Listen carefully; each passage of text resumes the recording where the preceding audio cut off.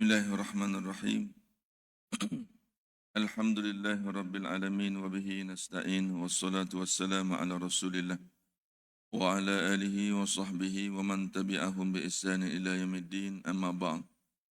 Allahumma arhamna bi tarkil ma'asi abadan ma abqaitana warhamna an natakallafa ma la ya'nina warzuqna husnan nazar fi ma yurdika anna bi rahmatika ya arhamar rahimin.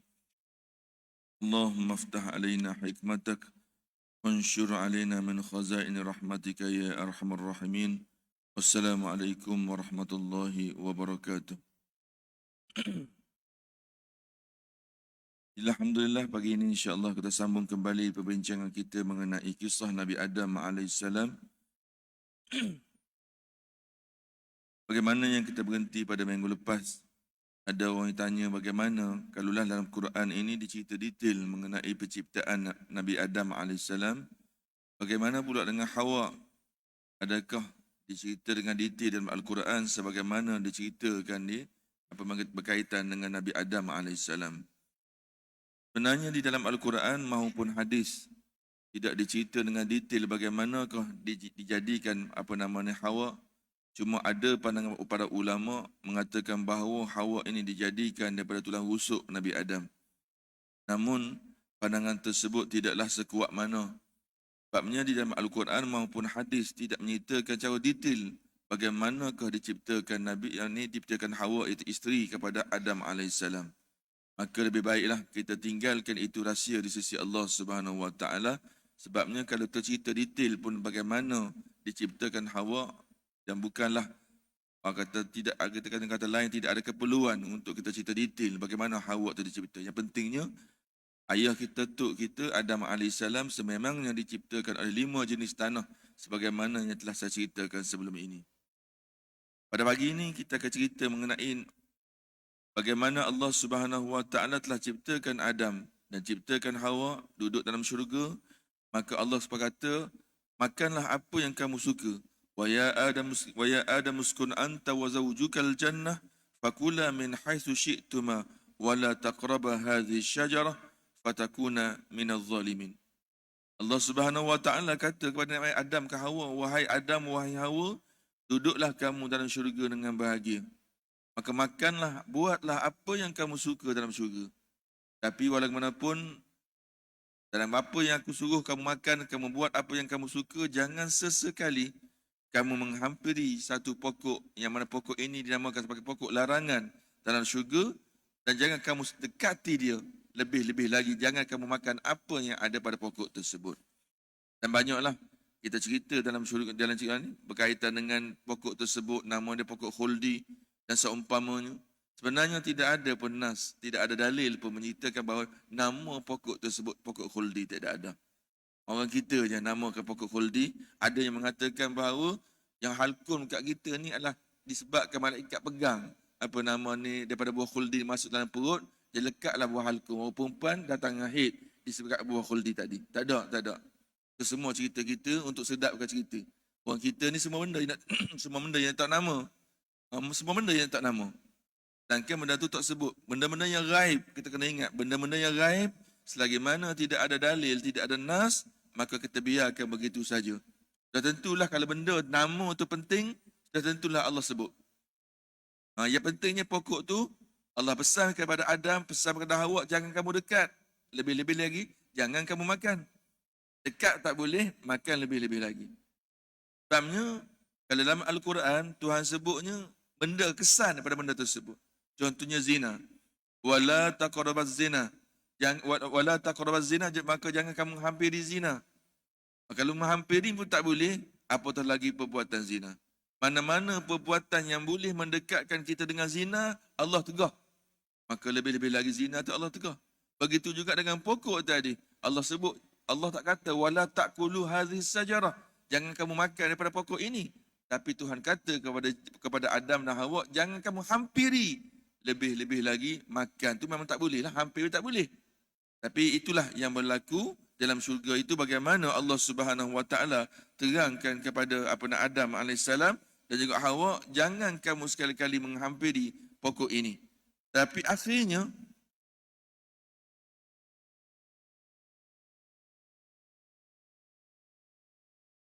bagaimana yang disebut dalam yang ayat sebelum ini, dia kata wala taqrabu hadhihi syajarah fatakuna minadh zalimin.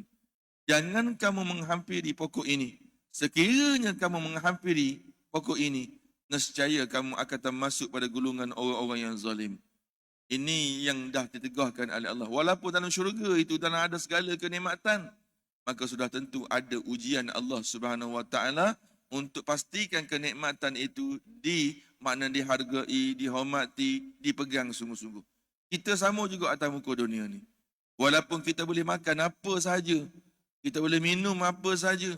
Kalau nak bandingkan makan yang dilarang oleh Allah dengan minum yang dilarang oleh Allah, itu makanan yang dibolehkan itu lebih banyak, jauh lebih banyak daripada makanan atau minuman dilarang. Tapi orang kita tetap memilih makanan yang dilarang, minuman yang dilarang oleh Allah Subhanahu Wa Taala. Kalau nak bandingkan minuman, arak yang tak boleh dan spesies-spesiesnya.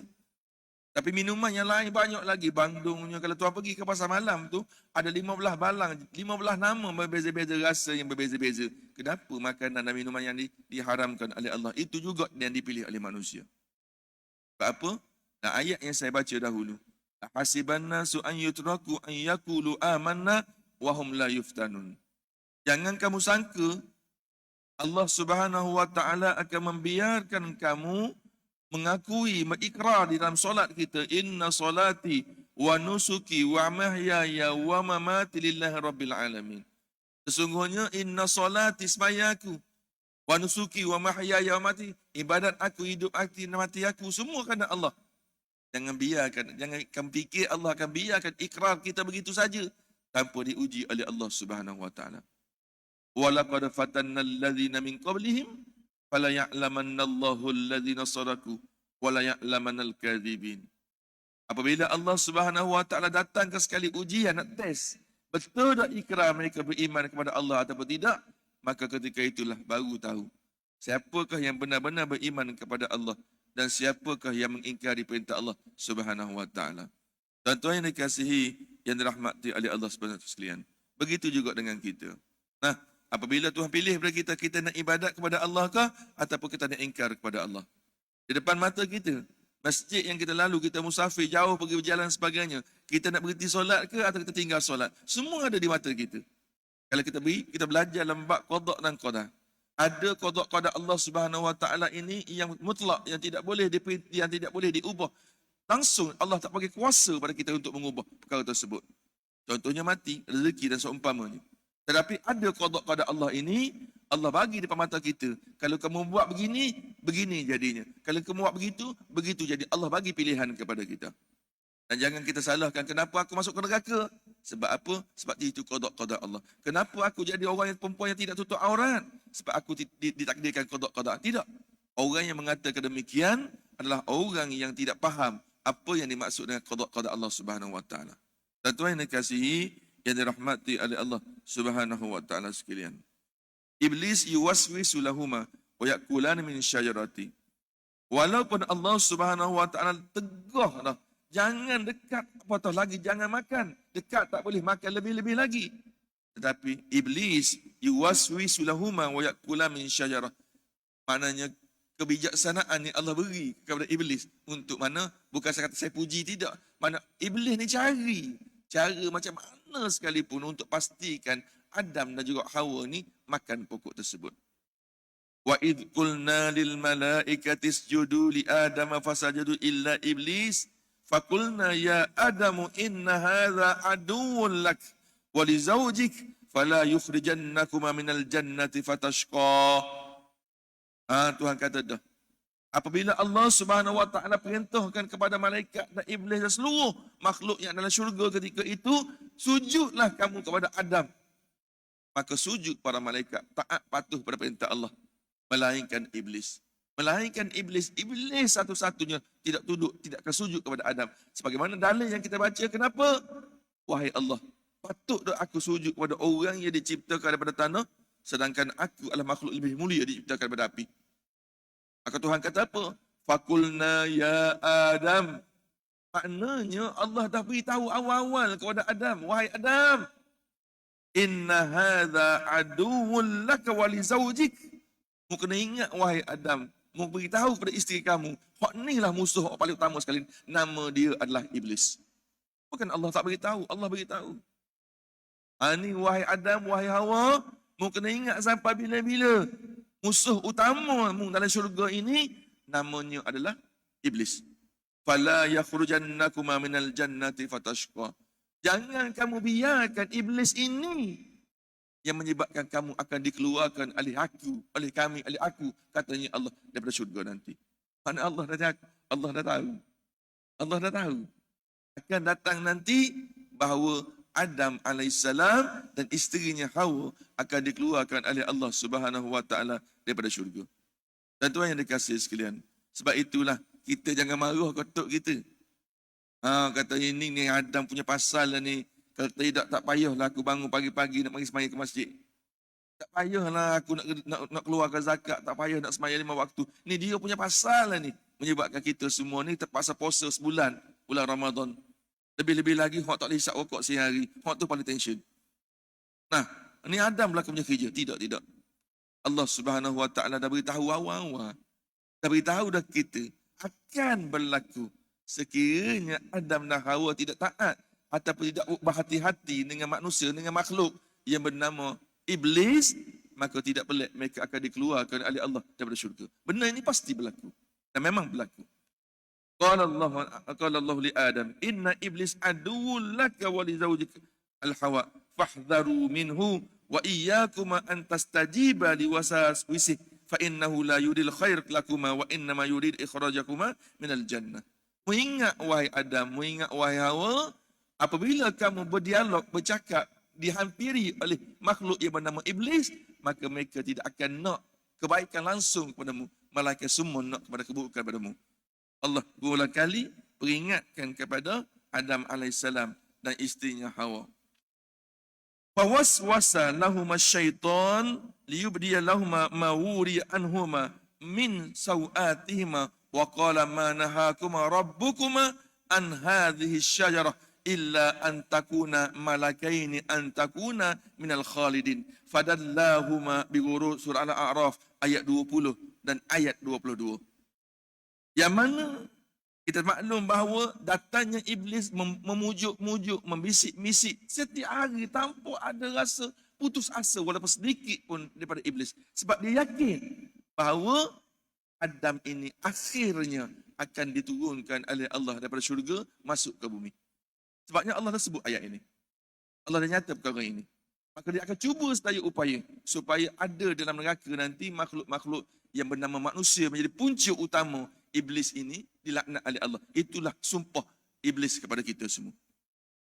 Itu sumpah dia. Bukan main-main tu. Sumpah iblis. Dan dia minta izin kepada Allah supaya Allah panjangkan umurnya untuk membolehkan dia memujuk manusia supaya manusia ini menjadi geng-geng dia dalam neraka nanti. Bukan main-main. Ayat ini telah disebut sebelum ini di dalam Al-Quran. Maka dia telah memujuk-mujuk dengan tujuan apa? Dia tahu bahawa pakaian yang ada pada Hawa, pakaian yang pada Adam adalah pakaian mulia daripada syurga. Sekiranya dua orang ni langgar perintah Allah, makan buah khuldi tadi atau buah larangan tadi, maka akan gugurlah pakaian itu matlamat dia.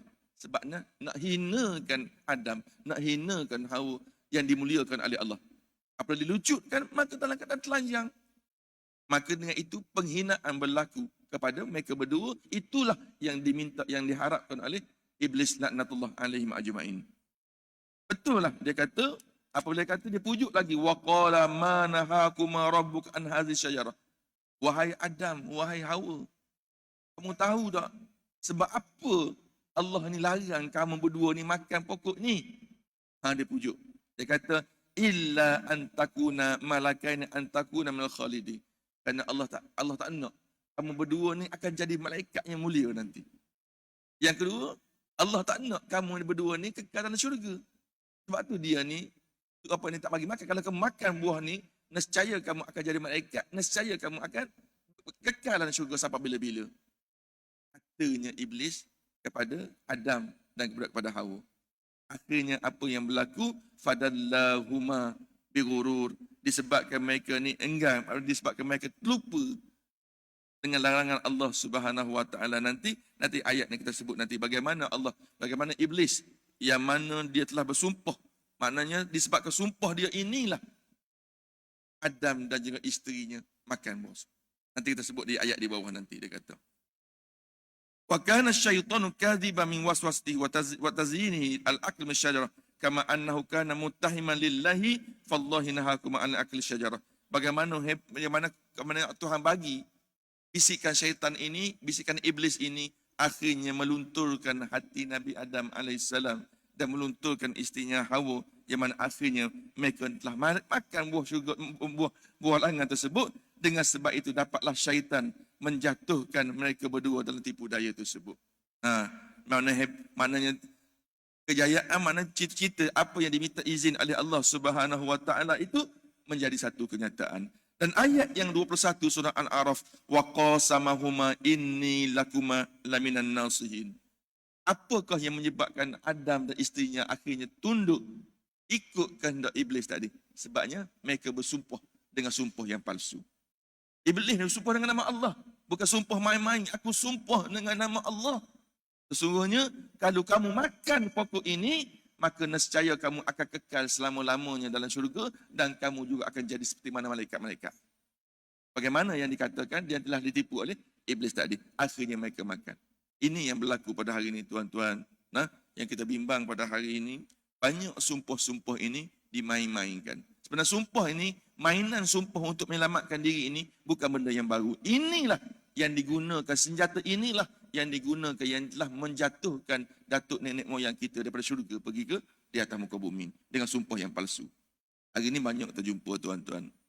Sumpah mengata-kata, ikut suka je. Ini saya peringat ke masjid ni. Saya peringat. Kalau marilah orang nak sumpah apa-apa kalau masjid ni, jangan dilayan. Jangan dilayan. Sebab akhir-akhir ini banyak orang bersumpah yang bukan-bukan. Kita pun tak tahu dia betul ataupun dia salah. Kita tak tahu. Tapi sumpah ni sangat bahaya. Kalau kita mengguna, tak kira siapa sekalipun. Atas dasar apa sekalipun. Jangan dimain dengan sumpah. Lebih-lebih lagi, sumpah. Nama dia sumpah mubahalah ini. Sebab ini mainan syaitan yang telah ditunjuk. Syaitan sendiri telah beritahu bahawa sumpah-sumpah ini adalah mainan bagaimana dia mengeluarkan datuk nenek moyang kita dari syurga. Sikit-sikit wallah, sikit-sikit wallah, sikit-sikit junjung Quran. Di dalam nas tidak ada pun istilah junjung Al-Quran, tidak ada. Siapa-siapa kata ambil Al-Quran, pak letak atas kepala, aku sumpah dengan nama Allah, semua itu bendanya bid'ah. Tidak ada dalam Al-Quran dan tidak ada dalam nas. Kalau kata betul-betul orang itu nak sumpah, dia boleh sumpah dengan Al-Quran. Bukan yang menjunjung Al-Quran, tidak ada. Kalau dia kata dengan nama Al-Quran, semisal kata seseorang kata dengan nama Al-Quran, aku bersumpah, aku tak buat itu dan ini. Itu tak apa. Tapi kalau ambil Al-Quran, tak atas kepala, Al-Quran bukan untuk dijunjung, tapi Al-Quran untuk dibaca dan diikuti. Itulah. Tapi kan menjunjung Al-Quran dengan kata mematuhi Al-Quran, tak apa. Menjunjung ni maksud letak atas kepala. Itu tak boleh. Itu tak betul. Kita pergi lagi. Inilah matlamat syaitan. Sebab apa syaitan ini, kalau kita tahu manusia ni nak dihinakan manusia dengan cara membukakan aibnya. Bagaimana syaitan ini nak menghinakan Adam, nak menghinakan Hawa di depan Allah Subhanahu Wa Taala dengan menelanjangkan mereka di depan Allah, menelanjangkan mereka dalam syurga. Maka sebab itulah apabila Allah Subhanahu Wa Taala dia dimakan pokok tersebut, maka gugurlah pakaian daripada syurga yang ada pada tubuh badan Adam dan tubuh badan Hawa tadi. Maka dalam keadaan itu mereka berlari-lari mencari daun-daun daripada syurga untuk menutup badan mereka. Ini yang bagaimana akhirnya mereka ini telah dimurka. Maka ketika itu mereka masih lagi dalam syurga lagi. Adam masih dalam syurga, Hawa dalam syurga, termasuklah iblis masih lagi dalam syurga. Maknanya Allah ciptakan Nabi Adam di dalam syurga, Allah masukkan roh Nabi Adam dalam syurga, Allah gugurkan pakaian Nabi Adam dan Hawa dalam syurga, dan Allah juga terima taubat Nabi Adam alaihissalam juga di dalam syurga. Ni macam-macam orang cerita kan pasal taubat Nabi Adam. Macam-macam orang cerita. Sebenarnya taubat Nabi Adam juga diterima. Dicipta, ditiupkan roh, maknanya digugurkan pakaian dan diterima taubat Nabi Adam juga di dalam syurga. Bagaimana yang disebut di sini? Ketika Nabi Adam alaihissalam makan pokok yang larangan tersebut, maka ketika itu maka gugurlah pakaian kedua-dua tersebut sebagaimana wanada rabbuhuma alam anhakuma antilkuma syajarah wa aqul lakuma innasyaitan lakuma aduwwum mubin. Allahu akbar. Ketika itulah Allah Subhanahu wa taala murka kepada Adam alaihissalam. Aku beritahu dah kamu dulu. Bahasa kasar. Saya guna bahasa saya. Bahasa saya bukan Allah kata saya guna bahasa saya mudah untuk terjemuh, untuk mudah faham. Aku dah cakap pada kamu berdua. Aku dah beritahu dah kamu berdua. Jangan sekali-kali kamu ni pergi dekat dengan pokok tersebut. Kenapa kamu dekat juga?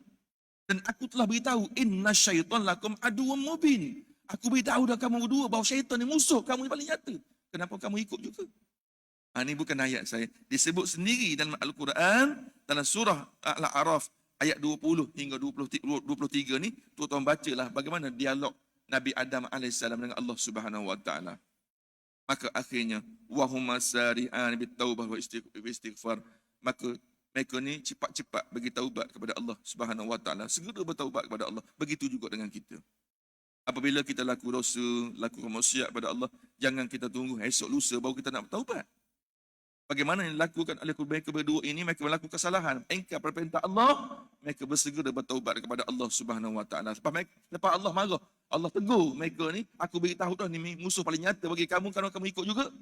Maka mereka segera kata qala rabbana zalamna anfusana wa illam taghfir lana wa tarhamna lanakunanna minal khasirin. Ini doa yang kita baca. Sebab itulah ulama kata rabbana zalamna anfusana wa illam taghfir lana wa tarhamna lanakunanna minal khasirin. Ini adalah doa Nabi Adam alaihissalam yang kita selalu baca dalam solat kita.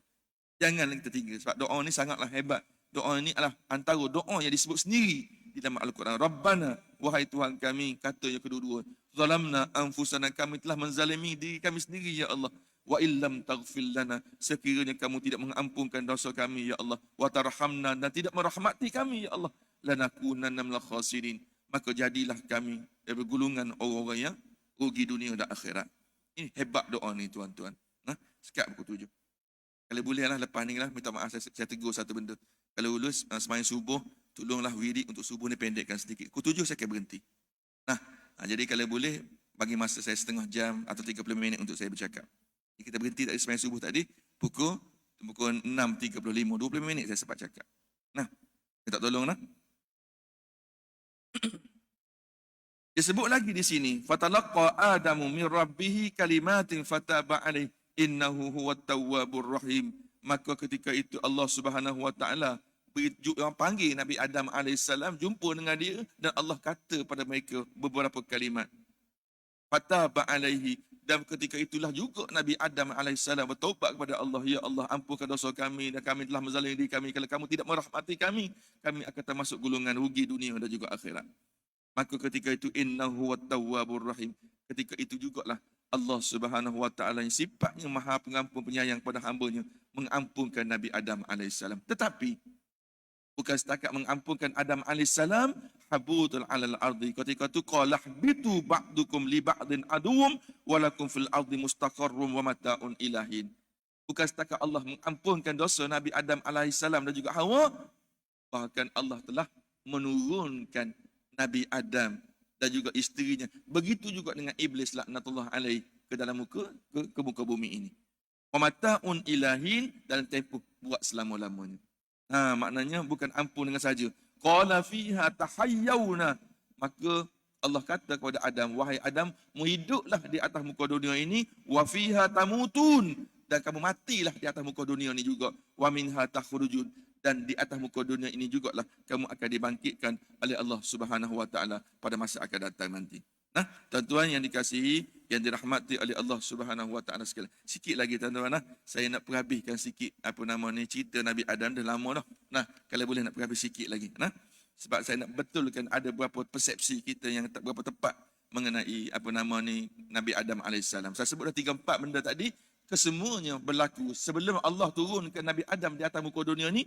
Allah Subhanahu Wa Taala telah ampunkan dosa Nabi Adam alaihissalam dan juga isterinya Hawa alaihissalam. Tuan-tuan yang dikasihi sekalian, apabila cerita balik bagaimana Allah Subhanahu Wa Taala perasaan duka cita Nabi Adam ni sehinggalah dia wafat. Nabi Adam walaupun Allah dah ampunkan dosa dia, Allah dah ampun dosa dia, tapi Nabi Adam alaihissalam ini tetap maknanya merasakan dirinya bersalah sampailah akhir hayat dia.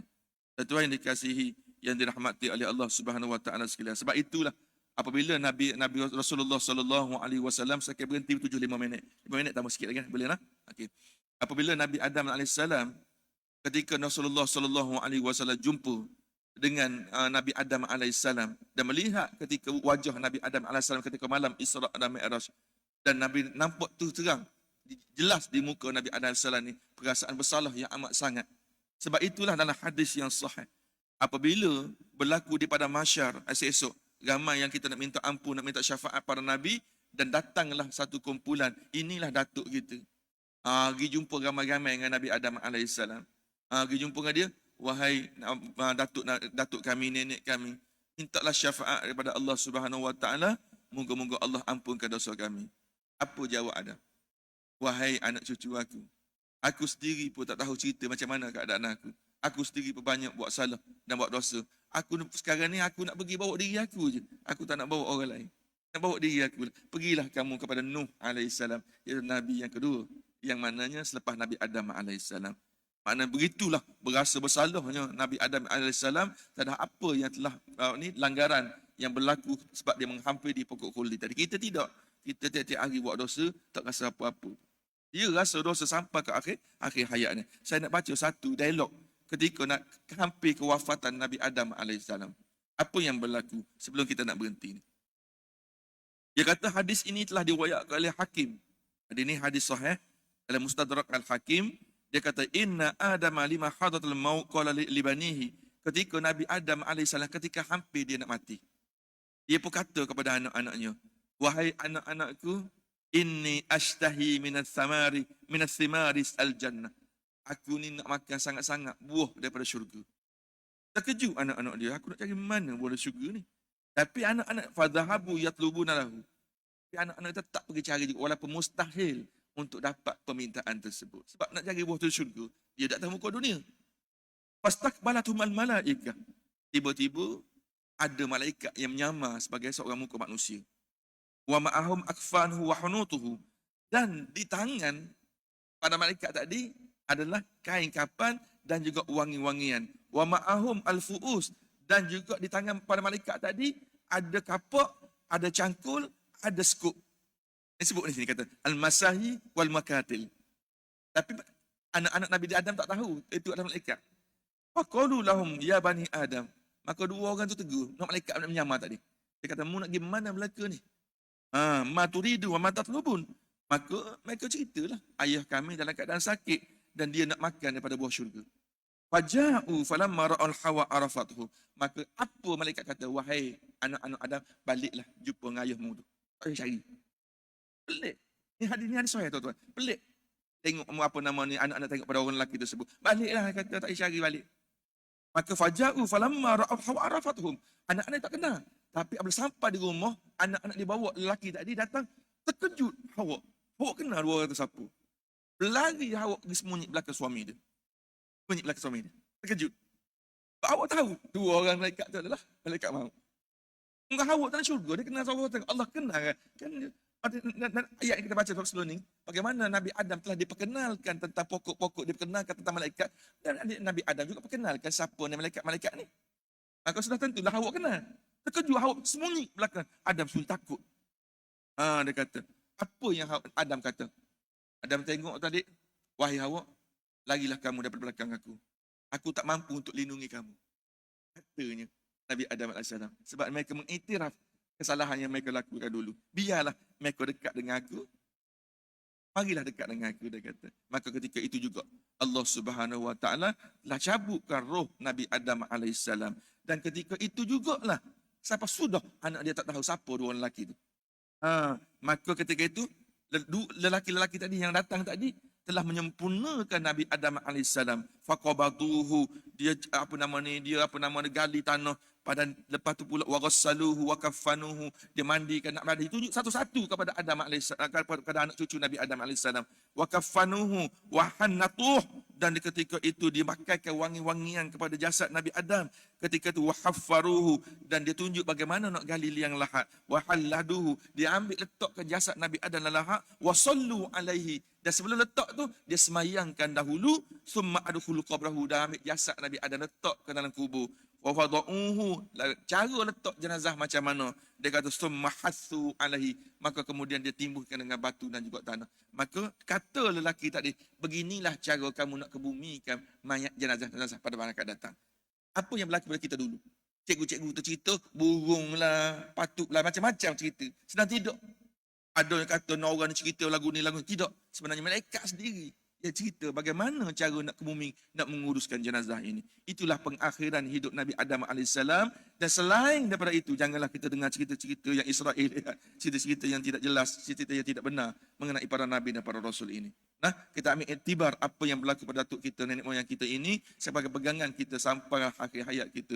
Bagaimana syaitan ini, bukannya malaikat kata, bukan Nabi Adam kata, Allah yang sebut secara jelas kepada kita bahawa syaitan ini adalah musuh yang paling nyata. Bagaimana mereka telah mengeluarkan datuk yang kita Nabi Adam AS ke atas muka dunia ini. Begitulah kita di atas muka dunia ini, jadikanlah musuh kita ni yang paling utama adalah syaitan laknatullah alaihim ajma'in. Dan jadikanlah kisah ini sebagai pengajaran dalam hidup kita. Dan insya-Allah pada kuliah kita pada akan datang, kita akan cerita pula kisah tentang Nabi Nuh, itu Nabi yang kedua yang kita, bagaimana ujian, bagaimana hebat Nabi Nuh alaihissalam sehingga ia digelarkan salah seorang daripada Nabi Ulul Azmi. Wa insya-Allah apa yang baik daripada Allah Subhanahu wa taala, apa yang kurang itu adalah kelemahan saya sendiri.